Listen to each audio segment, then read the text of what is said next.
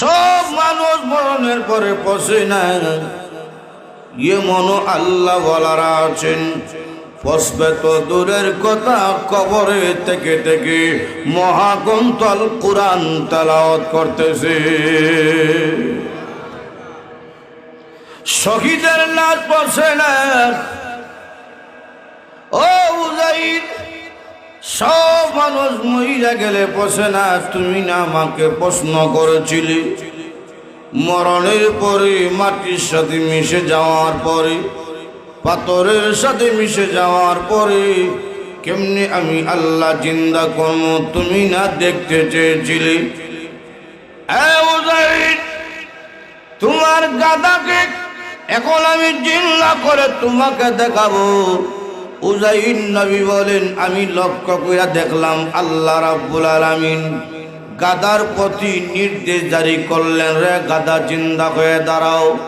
উযাইর নবী বলেন, যেই মাত্র আল্লাহ রাব্বুল আলামিন গাদার প্রতি নির্দেশ জারি করলেন, আমি তাকাইয়া দেখি সময় গেল না, দেরিও হইল না, মুহূর্তের মধ্যে মাটি থেকে পূর্বের গাদা জিন্দা হয়ে দাঁড়িয়ে গেছে।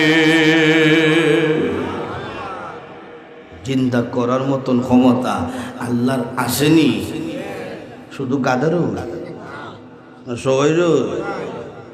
আল্লাহ ডাকতে বলেন, আ'লাম আন্নাল্লাহা আলা কুল্লি শাইইন কাদির।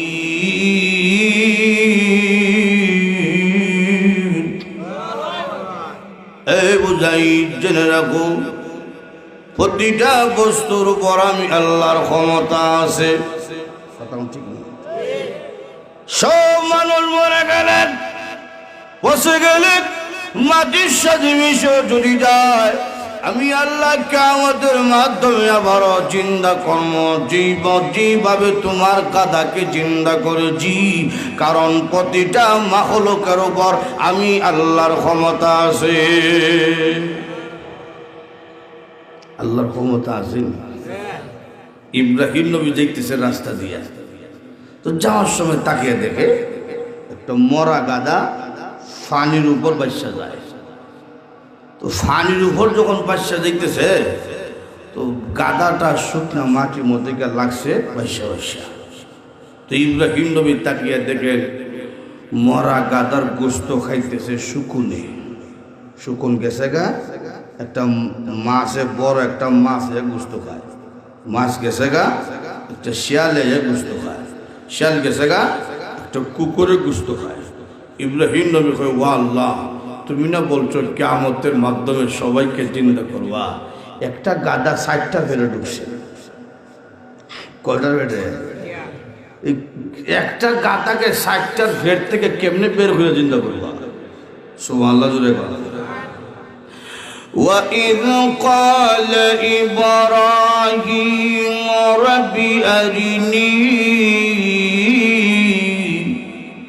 كَيْفَ تُحْيِي الْمَوْتَى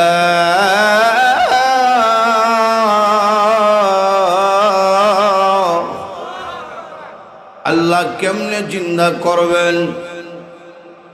আল্লাহ রাব্বুল আলামিন বললেন, আওয়ালাম তুমিন, তুমি কি বিশ্বাস করো না? হ্যাঁ রাব্বুল আলামিন, বিশ্বাসের মধ্যে আমার কোনো কমতি নাই, বিশ্বাস করি। কলা বালা, বিশ্বাস আছে। তাহলে দেখবে কেন?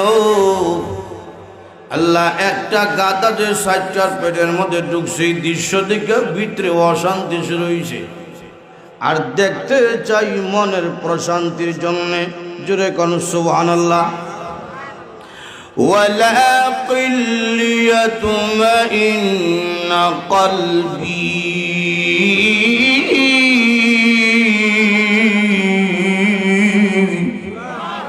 আল্লাহ মনের প্রশান্তির জন্য আমি দেখতে চাই। আপনি পারবেন কি পারবেন না সেটাও আমার উদ্দেশ্য না। একটা গাদারা যে 60টা খাইলো, আবার কিভাবে জিন্দা করবেন